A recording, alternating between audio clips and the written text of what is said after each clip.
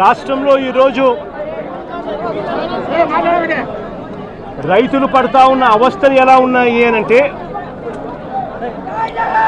రాష్ట్రంలో రైతుని ఇవాళ పట్టించుకునే పరిస్థితిలో ప్రభుత్వం లేని కారణంగా రైతులు ఆత్మహత్యలు చేసుకుంటా ఉన్న పరిస్థితులు మన రాష్ట్రంలో కనిపిస్తూ ఉన్నాయి.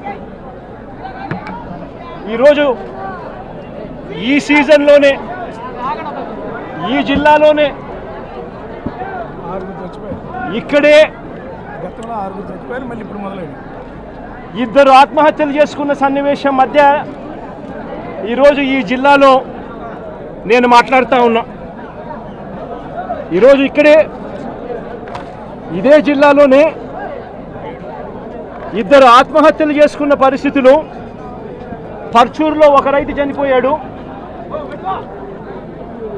గడిచిన శుక్రవారం కొండేపిలో మరొక రైతు ఆత్మహత్య చేసుకున్నాడు.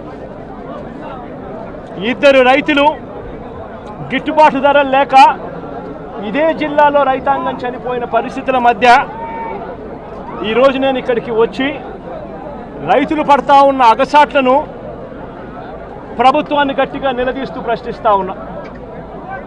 ఈరోజు రైతు పడతా ఉన్న పరిస్థితుల మధ్య ఏ పంటకు కూడా ఈరోజు రాష్ట్రంలో గిట్టుబాటు ధరలు లేవు. వరి ప్రొక్యూర్మెంట్ మొన్న చేశారు. ఏ రైతుకైనా కూడా, ఏ రైతును తీసుకున్నా కూడా కనీసం 300 రూపాయల నష్టానికి రైతు ఎంఎస్పీ కన్నా తక్కువ రేటుకు అమ్ముకోవాల్సిన పరిస్థితిలో ధాన్యాన్ని రాష్ట్ర ప్రభుత్వం కొనుగోలు చేసింది.